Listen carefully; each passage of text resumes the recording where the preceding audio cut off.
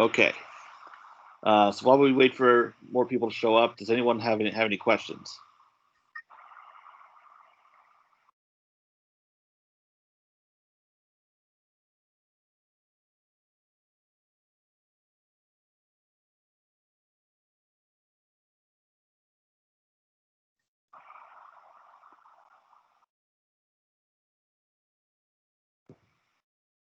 As a reminder, the first assignment of it, Chapter 1 review, um, is due tomorrow. So tomorrow night at 11:59 p.m. I'll be covering the first actual lesson, 22A, today. The assignment for that lesson will be due on Friday. But there aren't as many problems in it. It's 6 problems.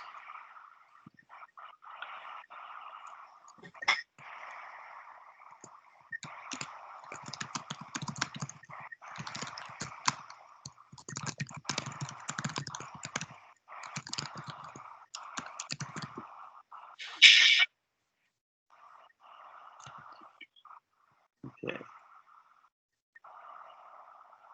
People still trickling in.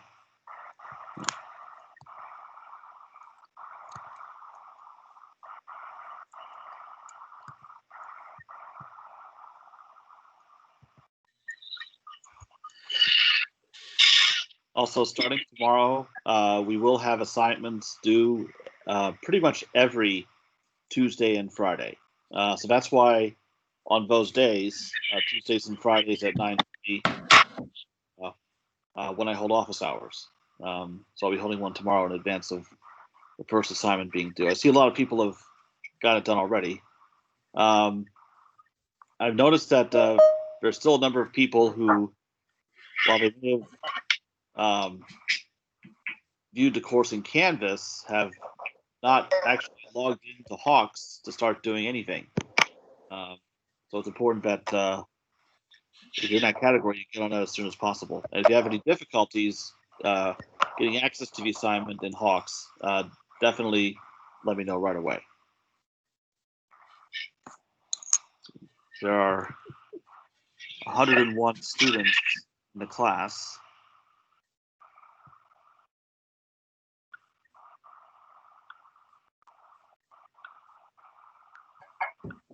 I'm checking here to see how many of you have at least gone on to Hawks.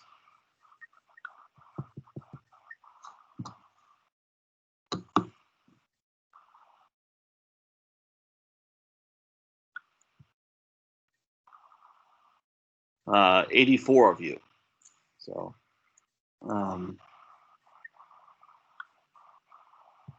so there's still quite a few who need to get started. And of the 42 of you who have, so 84 of you have gone into Hawks, exactly half, 42 have finished the first assignment already. Good deal. Okay, we have 17 students here, or 18. Okay.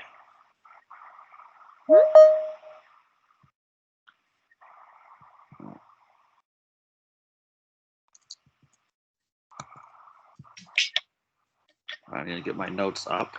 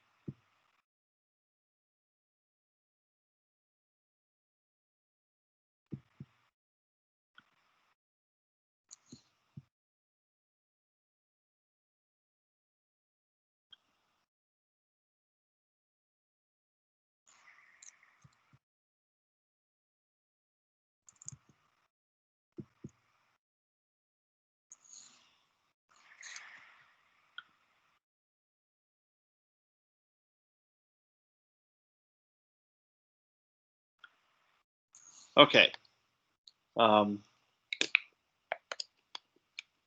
So here you have the notes for today. So this lesson is all about the very important concept, the average rate of change. And that'll set the stage for next lesson on Thursday, which is instantaneous rate of change, which will be one of the most important concepts for the entire course.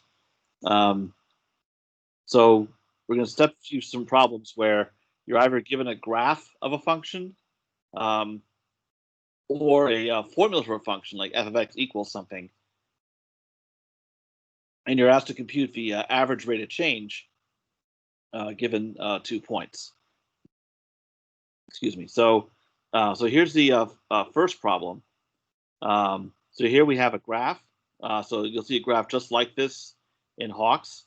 And you're given 2 points on the graph of that function. So x is 3, y equals 10 for the first point, x is 7, y is 18 for the second point. And we see what the problem is asking for. What is the average rate of change in this function from the first x value of 3 to the second x value of 7? So all the problems about average rate of change require this information. You need some description of a function, whether it's a graph or a formula, and you're given 2 x values.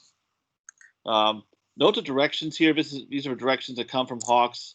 Write your answers as integer or simplified fractions. So what that means is they do not want decimals.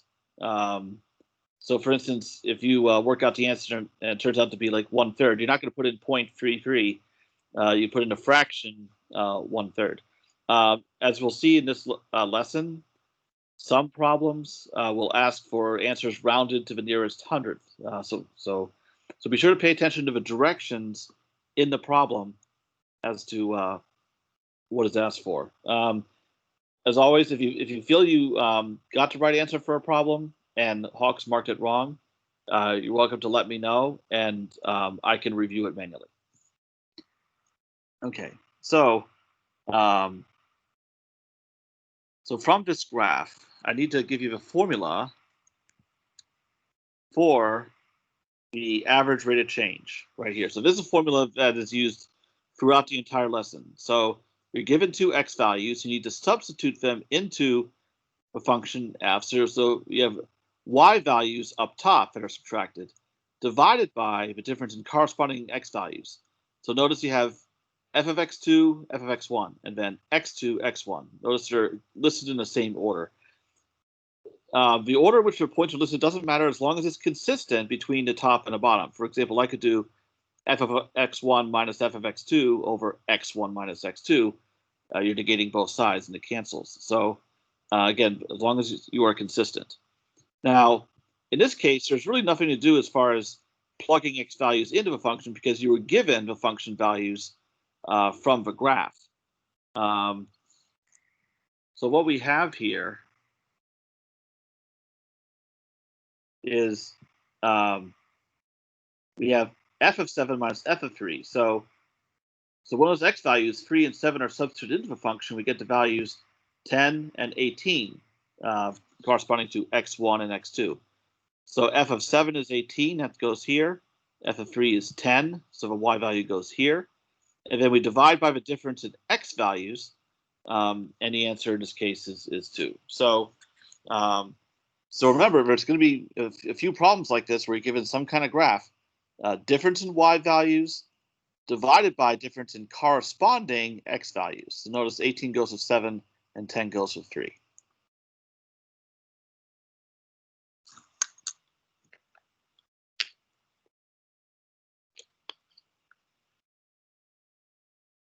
If you have any questions at any time as I'm going through these, feel free to shout it out.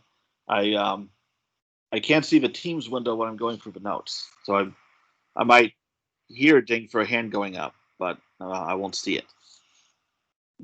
All right, for this next one, I got to fix these minus signs. Okay. All right. So here, I'll put this onto a new page.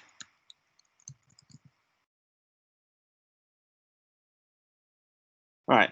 So here, the problem is described differently. Instead of being given a graph, you're given a formula for a function, and you're still given two x values. So this is a function. F of x is 7x plus 6. So what happens when we use the same formula for the average rate of change? So this is a formula that I was given last time. So difference in f values divided by difference of x values. But now I need to fill in what these given x values are. Okay, so x2 is -4, so that's why we have -4 here and here. x1 is -6, so that's what goes here. Now, starting from this point, what I've often seen students have trouble with is the algebra. Mistakes are made when substituting values into a function and subtracting them. It's important to use parentheses to avoid getting sign mistakes. And I'll show you what I mean here. All right. So in going from here to here, what I've done is I've replaced each substitution into f with a formula for f. So here we have f of -4. So we have 7 times the x value plus 6. And then over here we have f of -6. So I have 7 times that x value plus 6. Notice I put each function evaluation in its own set of parentheses. Okay, I use square brackets here for readability, but the point is you need to group them. So put them in parentheses because here we have a minus sign that has to be distributed through this whole thing. So work out each function value all the way, leaving them in these square brackets or parentheses, whatever you prefer, and then perform a subtraction at the very end. A lot of sign mistakes are made by forgetting to put this part right here in its own parentheses. And down below we have 4 minus a -6, which becomes a plus.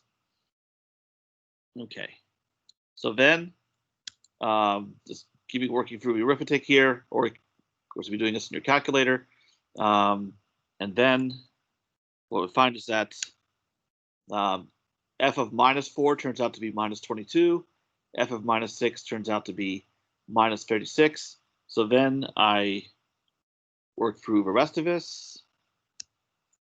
Okay, and we get 14 over 2. So the answer turns out to be 7.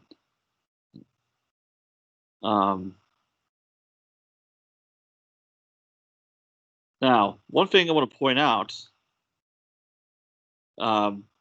this function here describes a line. So you think this as y equals mx plus b, where m is a slope, which is 7, and b is a y-intercept, which in this case is 6.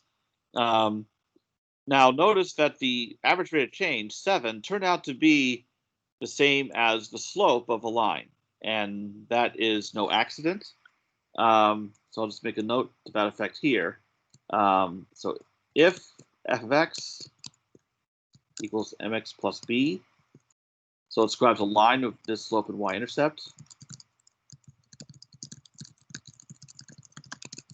then the average rate of change of that function will always be m. It doesn't matter which x values you choose; it'll still turn out to be the slope.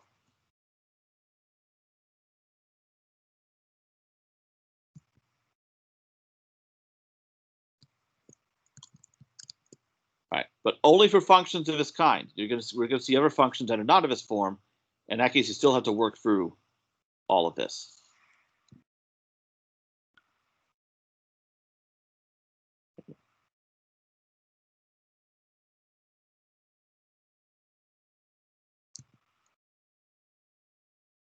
All right. Next, here we have another graph. This one has more points on it. So that's for the average rate of change from x1, which is 4, so this point right here, to x2 equals 9, which is this point over here. So the other 2 points you could ignore. Now, I see a lot of mistakes historically on problems like this. It could be from people substituting a wrong thing and like taking a y value when it should be an x value and so forth. Now, so we go ahead and work through this one.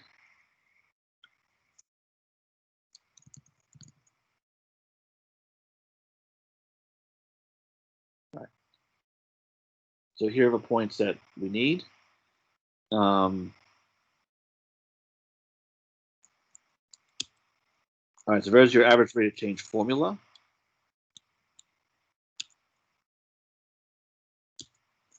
All right, so the given x values were 9 and 4. So f of 9 minus f of 4 over 9 minus 4.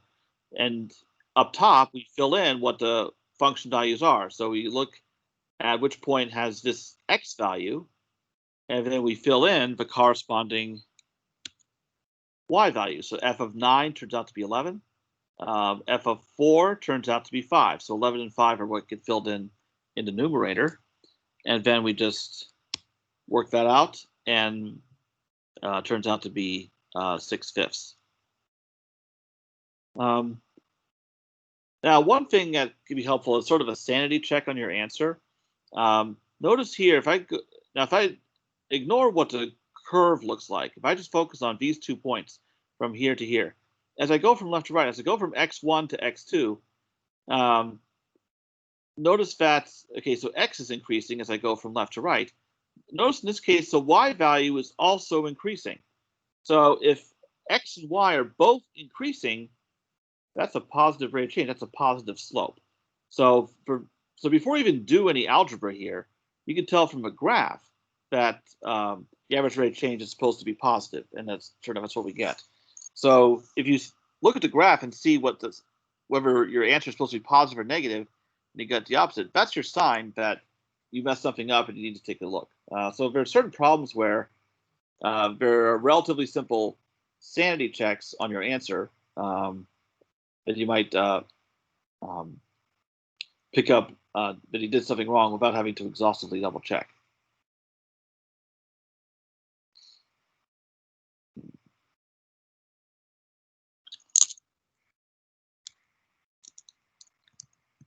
We have one more of a graph. All right, so here we have 3 points, but for average rate of change, we only need 2. So average rate of change from x1 equals 1, so this point, to x2 equals 8, so this point. So using a sanity check I was just talking about, as I go from left to right, from this point to this point, notice the y value decreases. Therefore, we already know before we do anything that the answer is supposed to be negative. So let's take a look. The other thing is y is decreasing, but it's not decreasing very much. So that also is a sign, because since this graph is actually to scale, that whatever we get for rate of change, it's not going to be a very large number. We're not going to get something like minus 10. Okay, so here's the average rate of change formula. And we fill in the x values, so do that first. So x1 is 1, and then x2 is 8. Then we substitute these x values into the function just by looking at the graph. So when x is 1, y is 7. And when x is 8, y is 6. So then we fill all that in. And sure enough, we get minus 1/7. So it's a negative number, and it's not very large in magnitude either.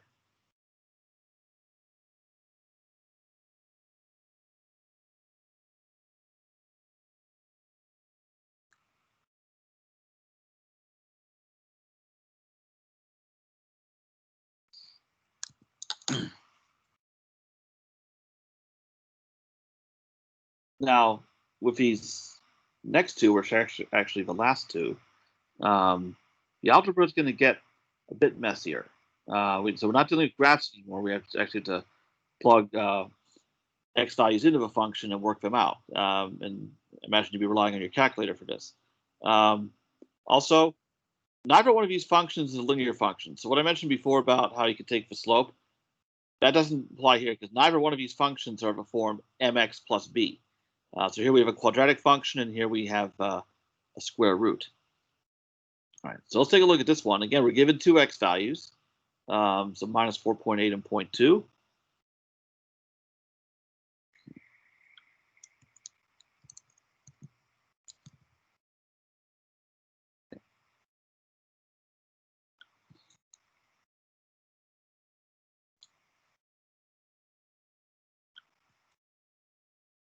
All right, so what I've done here is I've just substituted the x values into the rate of change formula. So minus 0.2 is x2, so that goes here and here. X1 is minus 4.8, and that goes here and here. Now we're a difference of y values over difference in x values. And here is where things begin to get ugly. So what I have here in the first set of square brackets is this function with minus 0.2 substituted in. So 3 times the x value squared minus 6 times the x value plus 9. Minus, and then I have the same thing, this function with the other x value, minus 4.8 plugged in.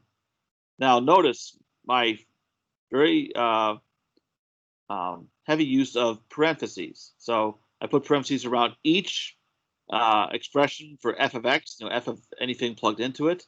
So put parentheses around all of that, here and here.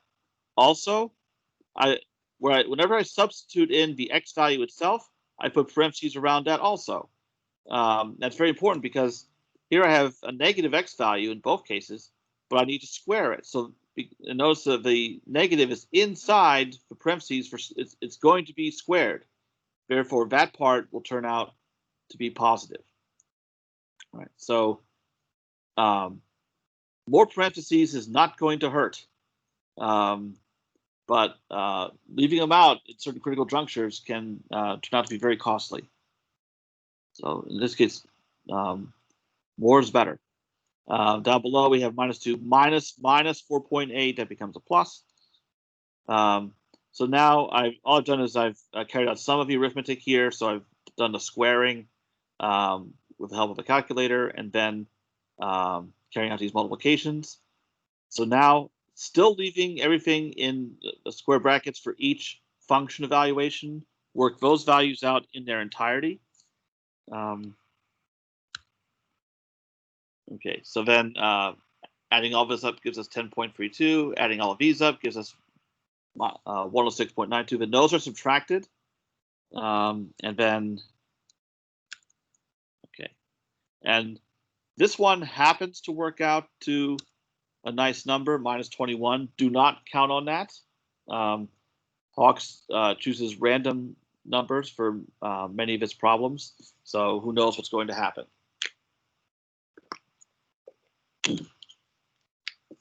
And there are a lot of cases where students think, oh, this worked out, did not work out to a nice number, it must be wrong. So that assumption needs to go. Questions about this one?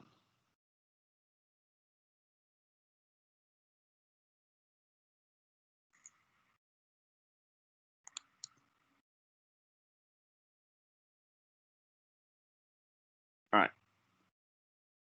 And now the last one.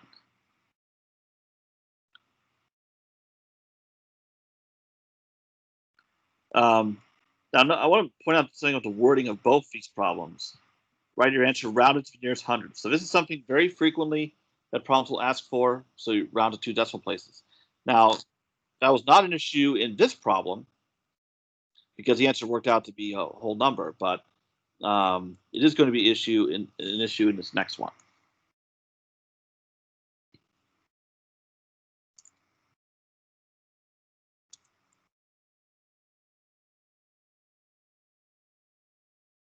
All right.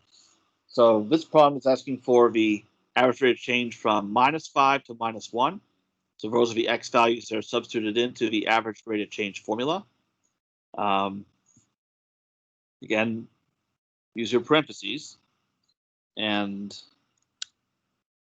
now this is one case where since the entire function is under a square root sign, I didn't need to put that in the parentheses or square brackets this time. Still not a bad idea, though. It's a good habit to get into.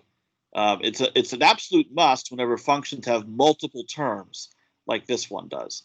If a function really is only one term, like something that's under a radical sign, or maybe the whole thing is squared, it's not absolutely necessary, but again, it's a good habit to get into. So now I substitute in the x values, -1 here, -5 here, and work out what's under the radical sign in each case.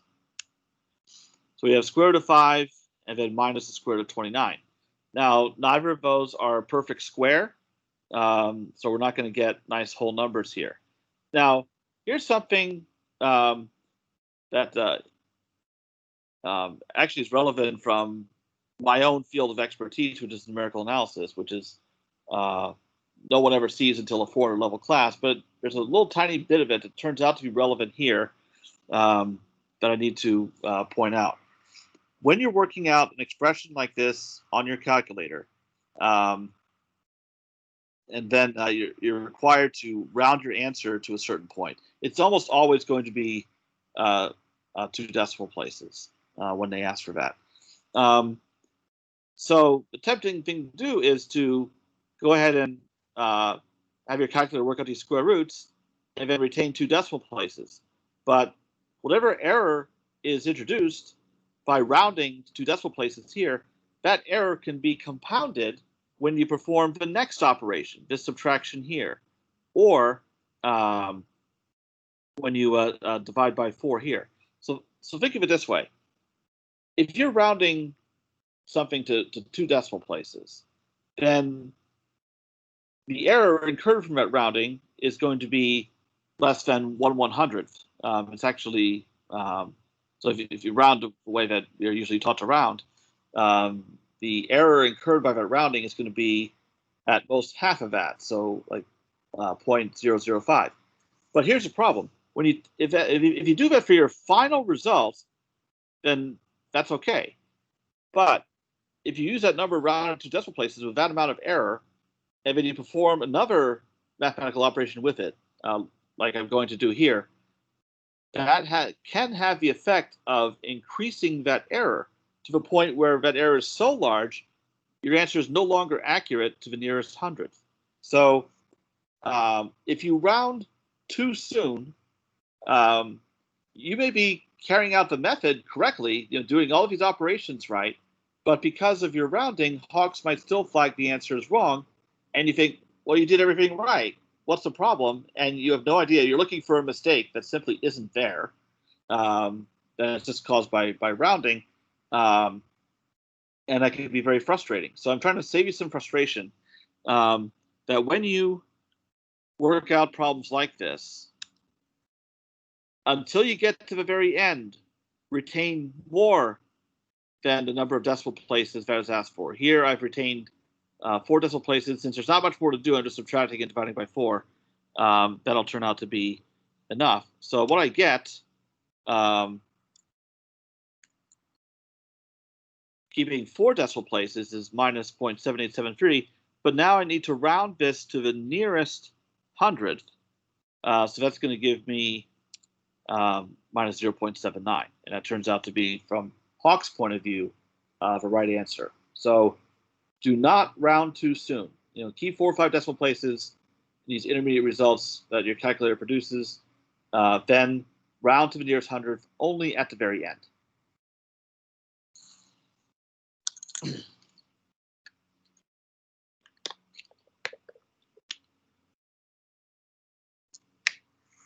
Okay. Questions on any of these problems?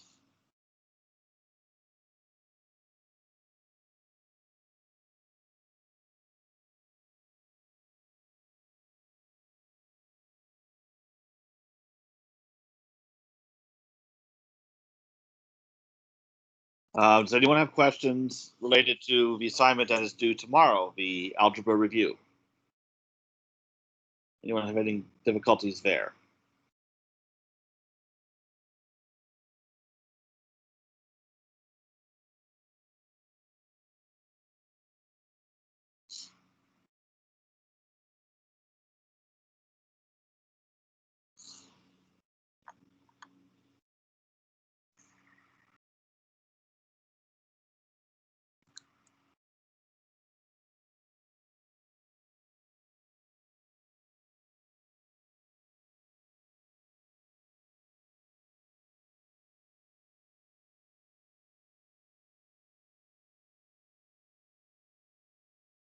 Now, I want to point out that the problems that you're dealing with now, the algebra review, those will not be featured on any test. So the problems that I covered today, those are the earliest ones that will show up on a test. And there isn't going to be a test for another few weeks or so.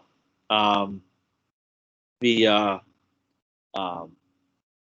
practice test is already, all 3 practice tests are already visible, so you can look at those to get an idea of what you're in for.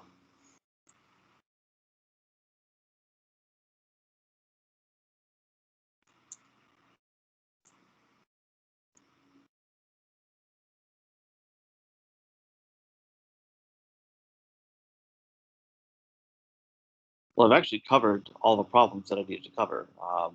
Some lessons are going to be shorter than others. But as we get into more advanced material, some of the problems will be more tedious to work through, that we may need more of the class period. But for today, and also the next class meeting, which will occur on Thursday, where I'll cover the other part of the lesson, 2.2b.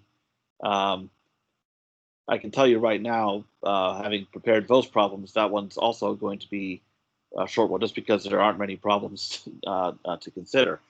But I'll be introducing a very important concept of instantaneous rate of change. So I'm so glad I budgeted all this time for questions when there turned out to not be any. But if that means that all of you are breezing through an algebra review, then that's good. So I'm going to stop the recording, and I'll get this posted. Hopefully the technology will allow it. So what I'm going to do is I'm stopping. Oh, wait. Is there someone coming in here? Oh.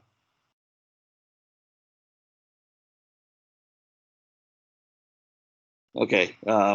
Although if you just showed up, I actually finished covering all the new material for today. But my screen is still being shared. So these notes that I just went through in solving these problems, these will be posted in Canvas in just a little bit. Okay, so what I'm going to do is stop the recording at this point. If anyone, wait, let's see what's happening in the chat. Oh, gotcha. Okay, good. So I'll stop recording at this point. If anyone wants to ask any questions individually, then I will stick around for that. Everyone else is free to go.